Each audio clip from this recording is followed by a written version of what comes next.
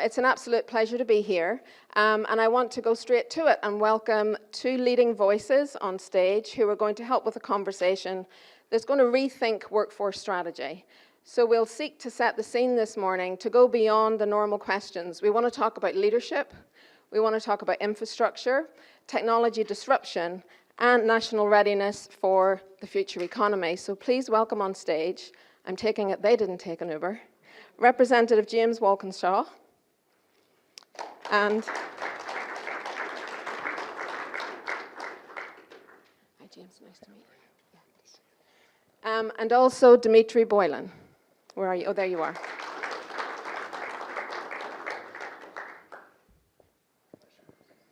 Hi Dimitri, see you in person. I'll give you this microphone as well. Okay, maybe you take that one. Yeah, maybe so. I'll take this one. Okay. That's it. People look different and so much better in life than on Zoom.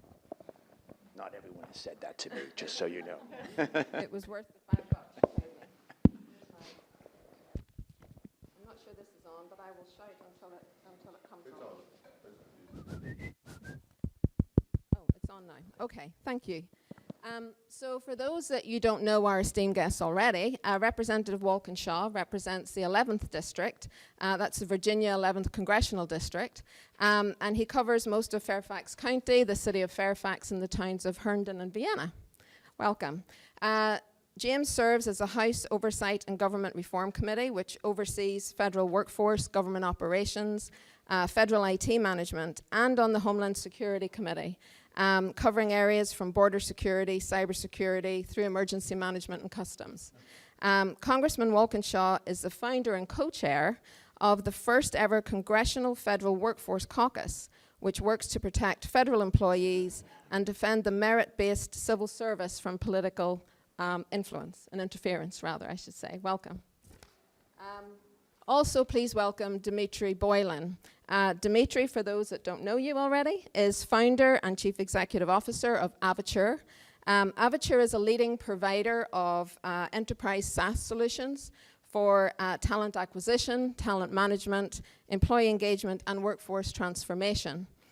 Prior to founding Avature in 2005, Dimitri was the founding member of hotjobs.com, where he was president and CEO. He successfully led the company through rapid growth, which culminated in an acquisition with Yahoo. Yes. Dimitri is recognized globally as an innovator in human capital management and technology. So please warmly welcome our esteemed guests.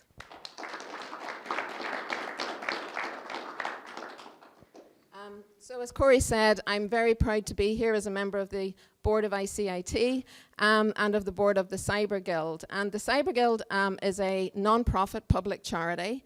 We have an allyship with ICIT because we both have a firm belief that people and culture are a fundamental part of our future resilience and competitiveness. The mission of the Cyber Guild is to activate leaders who are shaping a future, inclusive future of cybersecurity. That's what leads me to this conversation with fellow activists, Representative Walkinshaw and Dimitri. So I'm really looking forward to the conversation. So we'll get started. So these gentlemen on the prep call very kindly humored me to say we could get started with the headline. Let's just lead with the headline first, and to fill in the blank. So I'll start with Dimitri. Dimitri, your headline: the future workforce will reward people and organizations that can Learn fast. Oh, that's nice and sweet. Thank you. Representative Walkinshaw, your headline: the future workforce will reward people and organizations that can. I would say, first, thank you to ICIT for having me here today. It's great to be with you all. I would say adapt, implement, and measure. Obviously, we have to adapt to changing technologies in a changing world. We have to implement those advanced technologies, but I think just as important, if not more important, is that we measure the outcomes. I spend a lot of time focused in the federal space, and the goal isn't to incorporate advanced AI into the federal government. That's a means to an end. And are we measuring to ensure that the implementation that we're engaged in is actually improving the outcomes? So a real accent. That was a longer answer maybe than. Well, Dimitri did a good job giving a short answer. Yeah. Well, you'll have lots of time for a succinct headline at the end as well, so you can plan for that. So just as a prelim, historically infrastructure has really meant roads, bridges, utilities, but it's increasingly including things like AI systems, digital trust, cyber resilience, obviously, and as importantly, the human capital that it will take to operate it. I'm going to start with you, Representative Walkinshaw. How should we, or indeed do we need to redefine critical infrastructure so that the investment strategies we have match the talent and resilience we now will depend on? Well, I think we have to acknowledge that critical infrastructure is no longer, if it ever was, just physical infrastructure. Obviously, digital infrastructure is critical, and it's probably a fallacy to even distinguish between the two, right? The kind of traditional divide between OT and IT is no more. So for a water authority, for the Fairfax Water Authority in Fairfax County, their physical infrastructure obviously is inextricably linked to their digital infrastructure and their cyber resilience. So I think we have to acknowledge that they're completely connected, and we have to adapt our processes and policies to that. One of the areas where I spend a lot of time working on the Homeland Security Committee is our oversight of CISA, the Cyber and Infrastructure Security Agency.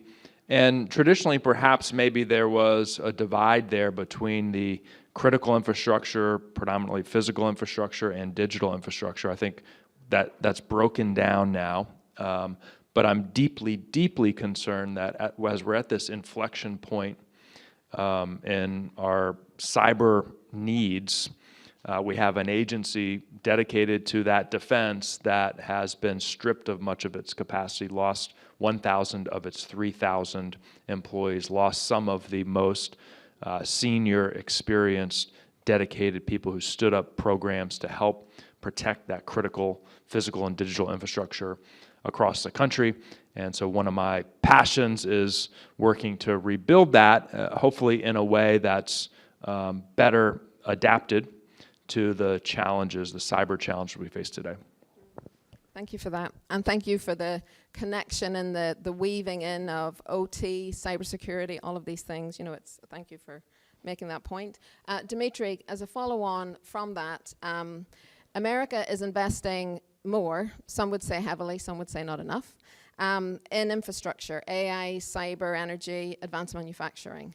Are we, in your view, misaligned or overvaluing any particular skills? And what do you think are the top 2 or 3 skills that we're underinvesting in that will matter most going forward? Yeah, so it's interesting. I think I would add to what Congressman Walkinshaw was saying, that he talked about the physical infrastructure, he talked about the digital infrastructure, but that he ended up with the people. Okay, that we're missing people. So in critical infrastructure, our customers look at the people that operate these systems, that design these systems, deploy these systems as being part of that critical infrastructure, and they are struggling with that. So when you look right now at the amount of spending that companies are doing, okay, so our customers are worried about, they're asking the question, are we the disruptor or are we being disrupted? Okay, and to be the disruptor and not be disrupted, they are investing a lot of money.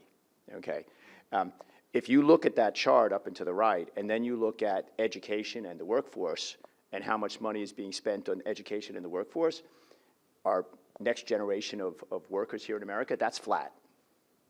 So you don't have this in infrastructure and this in education and get the result that we need to be competitive. The math is just very simple. You don't need to do a lot of analysis to know that. And I think that that's a critical situation right now, because when you talk about the 1,000 digital or cyber experts that are gone, you have to ask yourself, well, we probably need 3 times that many in the next few years, and we're already having trouble finding the replacements for the 1,000. So that educational spend has to work in parallel with the spend that we see on in the industrial side. That kind of the skill shortage is a point just to come back to you with, if you don't mind. you know, I'm wondering, the issue, is there a deeper issue that we talk about skills shortages, bums on seats, not having enough people, all those things. Is there a deeper issue here in the way we are actually designing workforce, incentives, systems? I'm not even sure we've caught up with the new economy post-COVID, if I'm honest with you, let alone what's happening with the advancing AI economy. What's your take on that, if you don't mind, Dimitri? So I think I can safely say with our customers, which are very large multinationals, that they don't know what workforce they need in the future. Today, they do not know. They know today what their employees are doing in the job that they're in, okay? And they know to some extent how those people are performing in the job that they're in. They do not know what skills those people have, other than the ones that are implicit in the job, okay? And they do not know what skills they need in the future. We did a project with the German railroad for them they spent 2 years trying to figure out what the workforce of the future was going to be for the railroad. And you could look at railroads and say, well, railroads don't even change that much, right? I mean, they may not be the biggest changers in society. And they had a very hard time figuring out what the workforce of the future was going to be. Clearly, they're trying to move to a skills-based understanding. I think you've been doing some work around that on the public sector side. But you know, to understand the skills that people have and then try and map them to the skills that they need. But the answer today is that they don't know. And can I bleed on? I actually want to ask you a question on that, Representative Walkinshaw, so you can expand if you don't mind. Your recent bipartisan bill, I think it's called the Veterans Technology Employment Success Act, if I'm not wrong. I think that reflects an idea that certainly the Cyber Guild have espoused now for a number of years, that yes, there is a talent or a skills gap, but there's also the talent out there.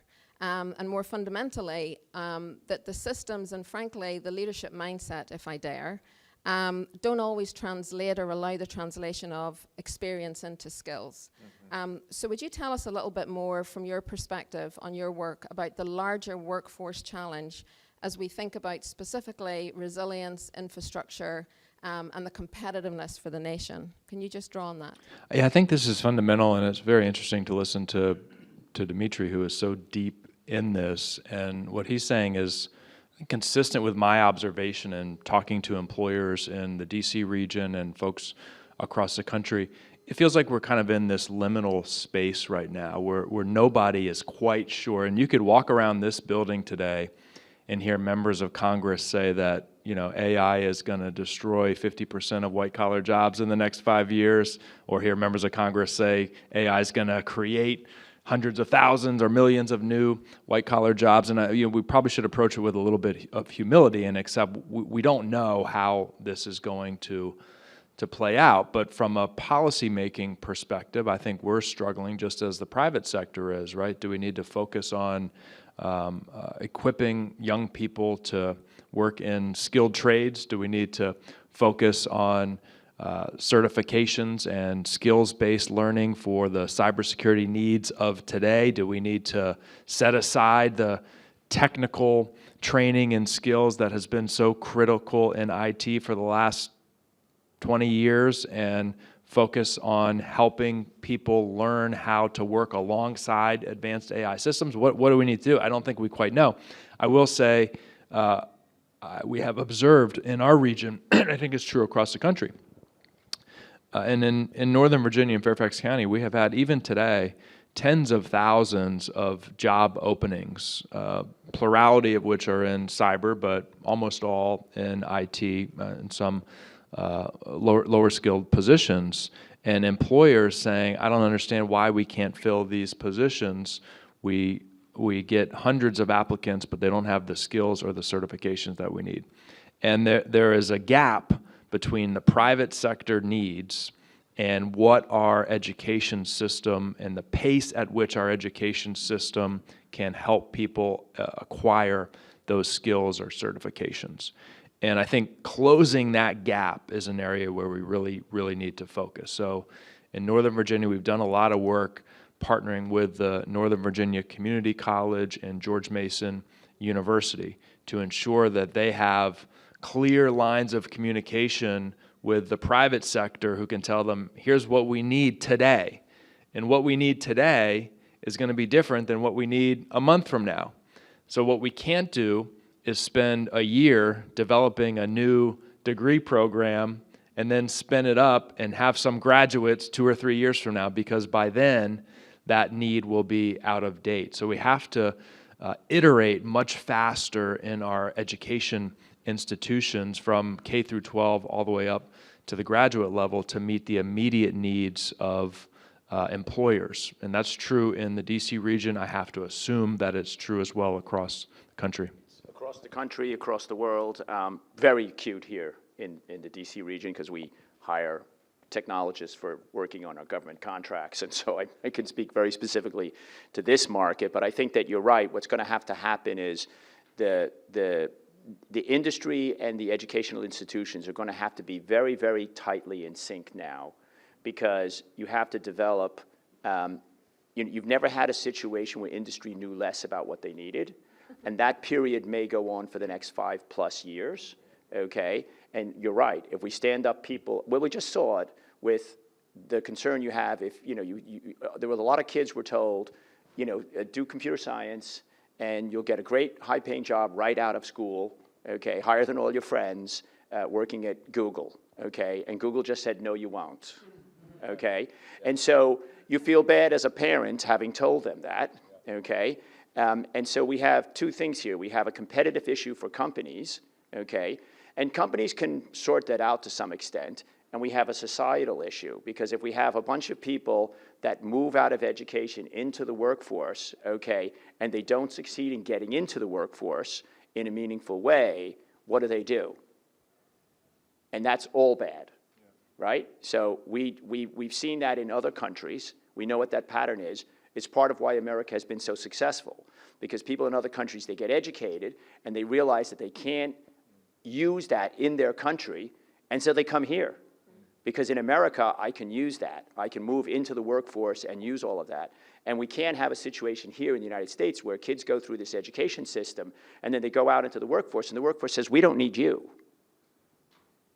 We're going to have a hard time with that. And so we have to figure out what this partnership looks like to be competitive and also have a healthy society which allows our companies to be competitive globally.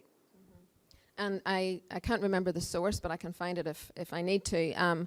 There was a report in the last 6 months whereby people coming out of college within 2 years, there was a higher rate of unemployment amongst college graduates who had focused on IT than those who were doing accountancy and business. And that is a scary shift, given the narrative we've been preaching, exactly to your point, Dimitri, that shift. But can I pick up a little bit, and I'll invite Dimitri to bounce in on something that you started with, Representative Walkinshaw, AI. I mean, we can't have a conversation that doesn't talk about that, and the headlines are everywhere, and some of them are kind of scaremongering as well.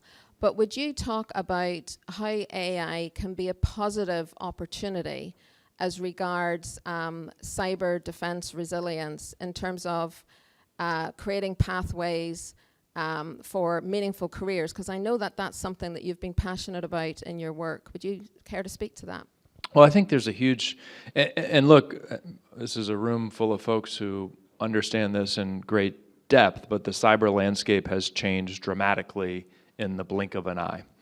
And it's frightening. I sit through briefing after briefing after briefing on the Homeland Security Committee, hearing about the potential downsides or the downsides, but I also think there's incredible opportunity. I think we have the opportunity to, for the first time in cybersecurity history, advantage the good guys over the bad guys.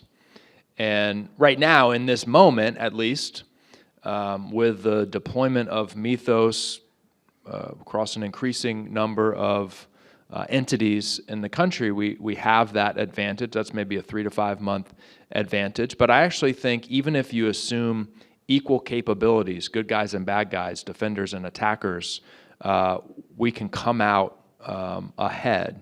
If you think about the traditional human labor-based cyber defense landscape, you have to defend every square inch of a massive territory, and the bad guys only have to find one vulnerability. Very labor intensive to defend, detect, mitigate those breaches. You can even that playing field, even if everyone has the same advanced AI capability. So I think there's an opportunity here, but we have to have the workforce that can do it. And I think probably one of the challenges will be balancing in that workforce individuals with deep technical skills, understanding, and know-how to deploy advanced AI systems with individuals who have deep understanding of the institutions in which it needs to be deployed.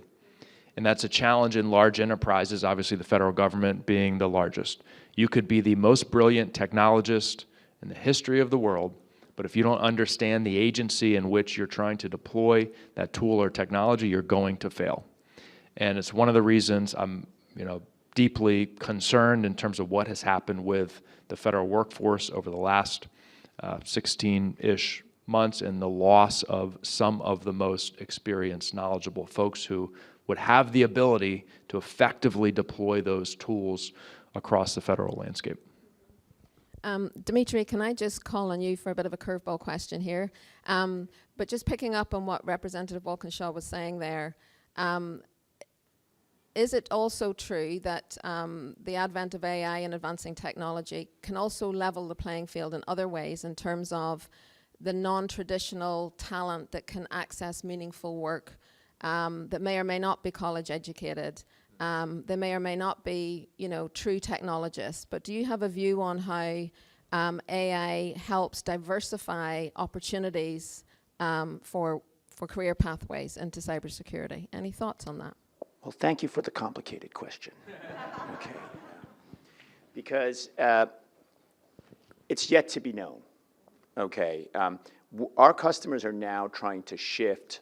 They're just now putting agentic automation into their workflows, in their processes, okay? And I mean this year. They didn't do it last year, okay? So now they're inserting some AI into a business process. Workflow step number 6 suddenly calls a series of language models that takes a set of context, a prompt, and produces an output that does a set of actions, and then it goes back to another step where some human does something. We are shifting over the next couple of years from AI in the loop to human in the loop. And that's a 180-degree turn. That's where most of the steps actually occurred through the AI, and suddenly it stops because there is a step that requires a human action. So they are then trying to think, okay, so what is the human skill now that you are an actor inside of that scenario, right? Because that's what happened to programmers. What you see what happened with programmers, you haven't seen it with accountants yet, because the programmers and the tech people were just the fastest to deploy AI, by the way. I mean, the accountants will figure out how to deploy it, and you'll have the same problem with junior accountants, okay? So what is the skill set that you need to be the human in the loop of an AI process? And there you need to be, what I said in the beginning, a fast learner and a learner that is able to do two things, go in two directions. One, to go very, very deep. Sometimes you're in the football game and the quarterback says, go deep. You need to really go deep. And as a learner, you need to be able to go deep down and become an expert in something. Other times, you need to be able to go wide. Understand the whole story, okay, so that the human in the loop action, okay, takes some implicit knowledge and makes a particular decision that has an outcome that you want. The federal government has just lost a lot of people that knew a lot about how government worked. Our corporate customers have been losing these people over the last decade because baby boomers are retiring, and they are struggling with how to transfer the knowledge to the new people inside the company. Government just made that a little more difficult right now because they actually don't have the person inside that can transfer the knowledge. They let it walk outside the office, okay? So we have some dynamics here that are particularly complicated. Government's going to have to do some things a little differently than the commercial sector, because the commercial sector has kept so far their general knowledge, their intellectual property inside their organization. I think what, and Dimitri has laid out, and this is widespread. I think the slowdown in entry-level hiring. So you take the example of the accounting firm, and with agentic AI, the senior accountant can perhaps be more efficient than they were and no longer need as much support from that junior accountant. I think organizations, whether it's the federal government or that accounting firm, are going to have to ask themselves at some point, if we aren't hiring junior accountants, a day will come we no longer have the senior accountant to work alongside the agentic AI, and organizations in terms of their long-term planning and workforce development are going to have to think through that. I think there's a risk of making a decision that perhaps pays off in the short term, but creates some real long-term downstream challenges. And certainly within the leadership network, within the Cyber Guild, two things really always filter to the top. And that is around the need for creative thinking and critical thinking, and how AI can be used to positively and reinforce learning, as you say, but to adapt and learn, and be critical and curious rather than not have those entryway pathways, which some of us are old enough to remember the introduction of email in the office. We learned things, And the other thing we talk about in the Cyber Guild a lot is human in the lead as much as human in the loop. And that gets to the idea of leadership, people, and culture as being why for us it's fundamentally critical in terms of ongoing resilience. But as we draw to a close, before we get to our headline close, I want to ask you, Representative Walkinshaw, just bring out the question around the role of industry and government, if you don't mind. Geopolitical competitiveness intensifies every day, as we know. If workforce readiness were to be treated in the same way as energy independence or defense preparedness, what would you like to see leaders across government and industry do differently? Indeed, what would you force them to do differently that they're not already doing today? I think it would be regular, structured dialogue and information sharing about the workforce needs. And you see that, and I think this is maybe an important shift that we haven't quite fully made. You do see that locally or regionally in places that are doing it well.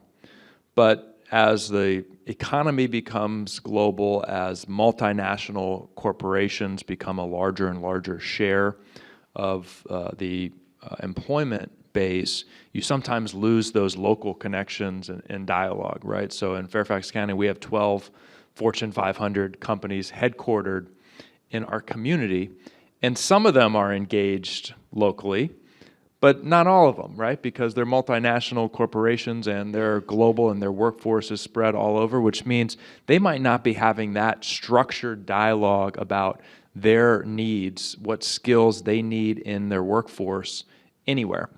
And I think we would do well to establish that in a serious, robust way nationally. And that's why organizations like ICIT and the Cyber Guild are so critical at this point. So a headline finish. The call to action you want all of us as leaders to bring to mind as we leave later today. You can fill in the blank. I'll start with Dimitri. Give you time to think about a quick one-liner there, Representative Walkinshaw. One bold shift I ask leaders to make now is? I think leaders have to understand the difference between public domain information, okay, and learning, okay, because AI puts lots of information at the fingertips of everybody, and we can't mistake that for intelligence or capability. Before we would go to the expert partly because the expert had a whole bunch of information that we just didn't have. The accounting person knew the accounting rules, the technology person knew the name of all the systems that you could use, and I can now get the answers to that from ChatGPT. Okay, so that's information. It's going to become ubiquitous, but it's a common denominator. Everybody in this room has the same interface to ChatGPT.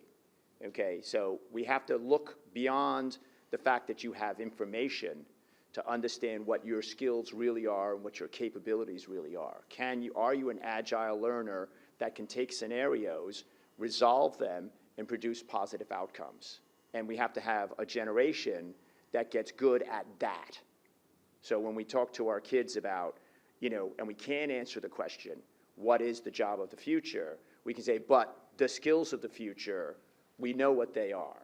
And you can focus on that for now and get good at it.